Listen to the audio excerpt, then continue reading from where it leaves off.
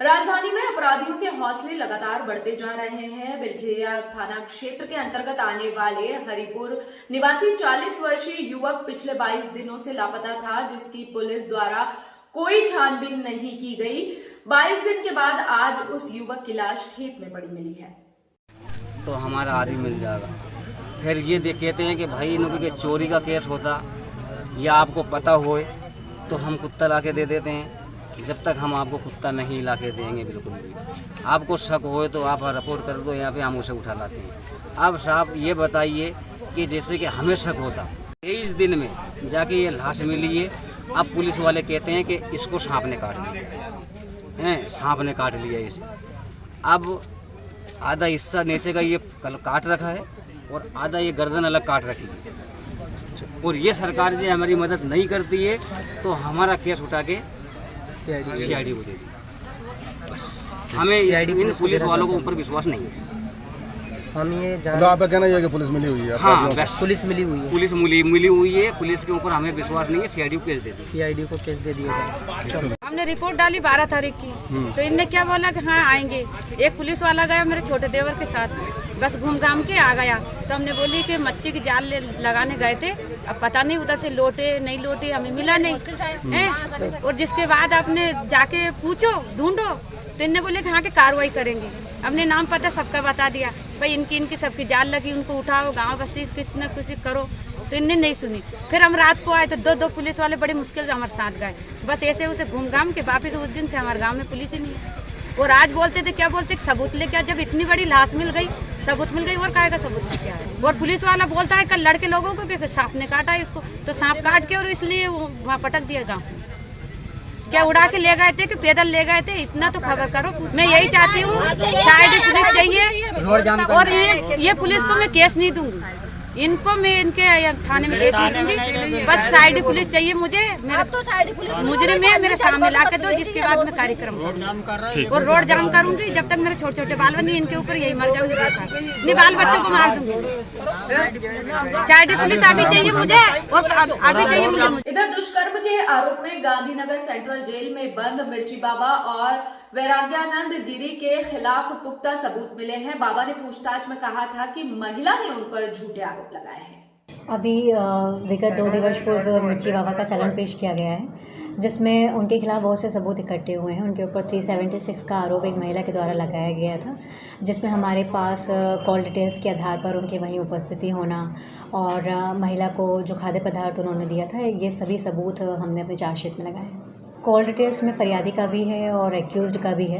तो एक्यूज़्ड की लोकेशन के आधार पर, फरियादी की लोकेशन के आधार पर ये तथ्य हुए हैं कि वो दोनों क्राइम सीन के दिन, इंसिडेंट्स के दिन क्राइम सीन पर ही उपस्थित हैं, तो इसकी पुष्टि होती है। नहीं, उनकी कॉल डिटेल के आधार पर पीएसटी डेटा और लोकेशन के अकॉर्डिंग उनकी जो लोकेशन है वो भोपाल में ही होना पाएगी।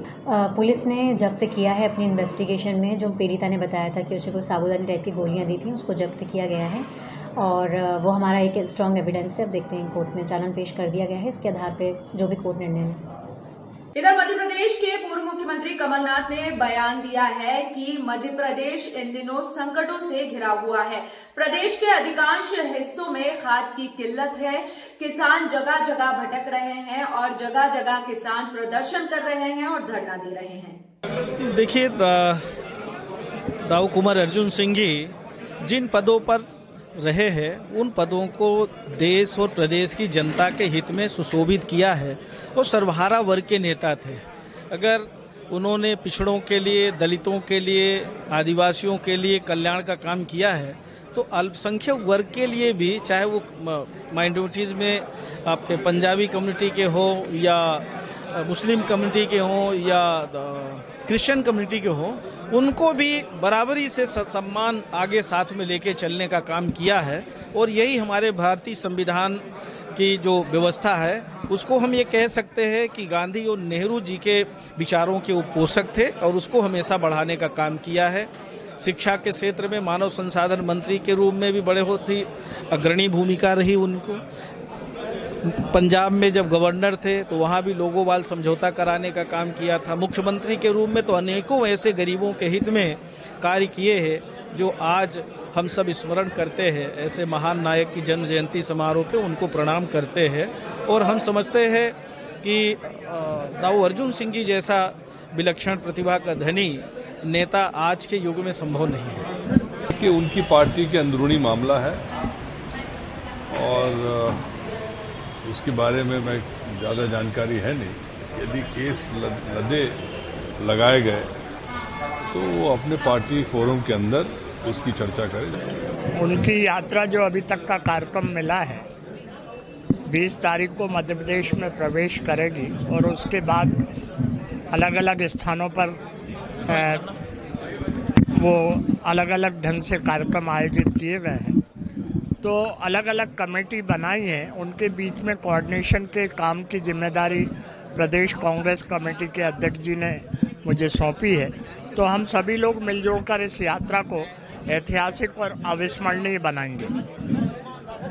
इधर चिकित्सा शिक्षा मंत्री विश्वास सारंग ने प्रभात चौराहे का निरीक्षण किया।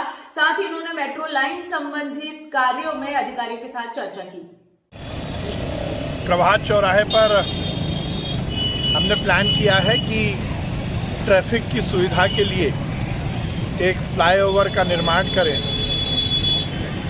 मेट्रो की लाइन भी इसी अलाइनमेंट पे आ रही है, इसलिए आज मेट्रो के अधिकारियों के साथ और पीडब्ल्यूडी सेतु डिवीज़न के अधिकारियों के साथ हमने क्षेत्र का निरीक्षण किया और ये निश्चित किया है कि एक ही अलाइनमेंट पे एलिवेटेड डिज़ाइन के माध्यम से ये फ्लाईओवर बनेगा, जिससे ऊपर मेट्रो चलेगी और उसके नीचे ट्रैफिक रहेगा और सबसे नीचे ग्राउंड फ्लोर पर मतलब 3 टियर सिस्टम पर ये पूरा फ्लाईओवर बनेगा और मेट्रो का भी संचालन होगा।